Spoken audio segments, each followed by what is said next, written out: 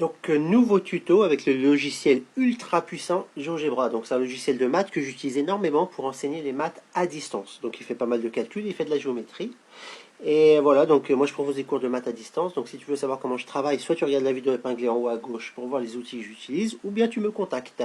Voilà, donc là, je vais créer un curseur. Donc, ici, je vais dans curseur et je fais un petit curseur. Donc là, je vais le faire varier par exemple de 0 à 10. Avec un incrément de 0,1. Ça veut dire que ça va monter de 0,1 en 0,1.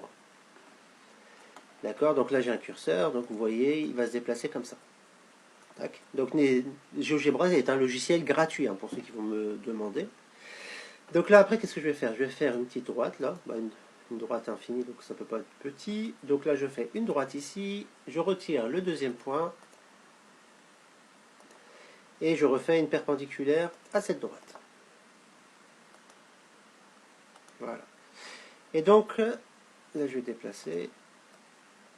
Et là, je vais faire un cercle. Donc un cercle avec un centre, donc le centre ici, et deux rayons A. Donc vous voyez ce qui va se passer. Donc là, quand je vais déplacer le curseur, il y a le rayon du cercle qui va varier. Ici, je vais faire la même chose. Le centre ici, et deux rayons petit a aussi. Voilà, donc la même chose, hein. Quand je vais déplacer le curseur, les cercles vont varier. Là, je vais demander l'intersection. Donc je vais ici, dans le point, et je vais chercher l'intersection entre la droite et le cercle.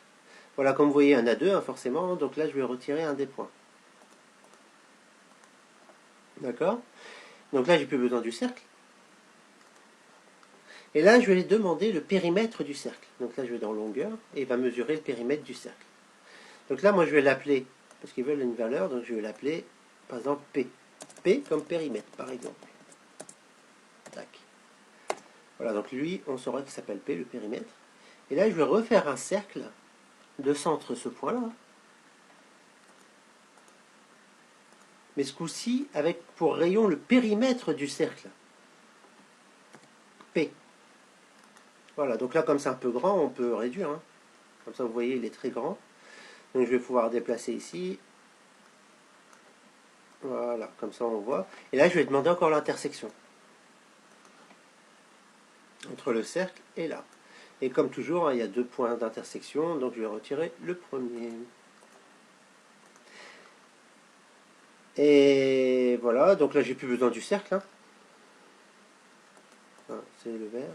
Tac. Alors, le deuxième, il est là. Donc, je retire le cercle et je crée le polygone. Donc, c'est un triangle rectangle, hein. Voilà, et je peux retirer les droites rouges.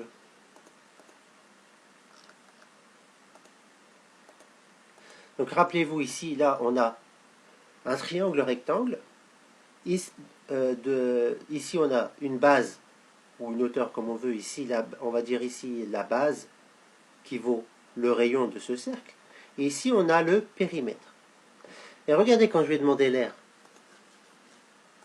Je vais demander l'aire de ce cercle, donc je n'ai pas besoin du texte, hein. Alors, je vais demander l'aire du cercle, du disque, hein, plutôt.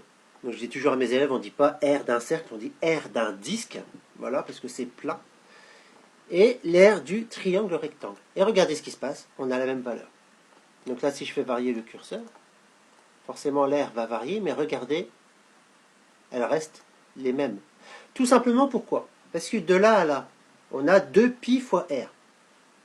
Et là, on a le rayon, donc ça fait 2pi r fois 2, 2pi r fois r, donc ça fait 2pi r carré.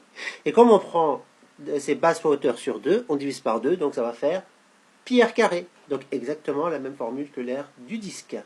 Voilà, donc je compte sur toi pour liker, de partager et de t'abonner.